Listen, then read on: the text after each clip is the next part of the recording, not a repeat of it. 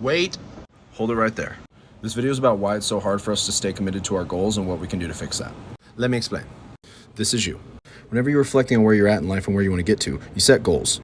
In the moment, you're really fired up about it. You got a little voice in your head cheering you on. But then some time passes and you're not as fired up anymore. That voice gets quiet. Eventually, a different voice finds its way inside your head. Somehow, this asshole always starts talking over the top of this guy to the point that you're like, yeah, you know what? Fuck it. And then you eat that donut or you smoke that cigarette or whatever your vice may be. Why does this happen so often? Whenever you think about who you are, you probably think about yourself as this one distinct person. You have one name that you use for your whole life to separate you from everyone else and make it clear that you are one singular entity. In reality, that's not exactly how it works. Let's say you're 30. If I put the 12-year-old version of yourself right next to you, it would be pretty clear that these two entities are not the same person. One of them consists of so much more than the other. In philosophy, this idea is known as the Sorites paradox. The idea is simple. This is a few grains of sand. This is a heap of sand. It's pretty clear which is which. This is definitely not a heap of sand. But if I start removing one grain of sand at a time from this heap, how many do I have to remove before it's no longer a heap?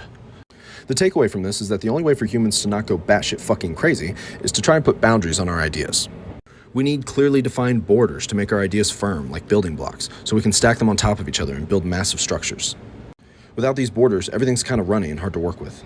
For the concept of the self, we create borders by how many years old we are. In reality, the self doesn't really have borders. We're all just big piles of sand, adding one grain each day. If we accept the premise that these two aren't the same person, then that means that we've been tons of different people throughout the years. You're not the same person you were whenever you started watching this video. The difference is microscopic, but it's there, and life is basically just a bunch of those microscopic moments. So if we're always becoming a new person, how the hell do we control what we're going to do next? Your experiences in the past influence your actions in the present.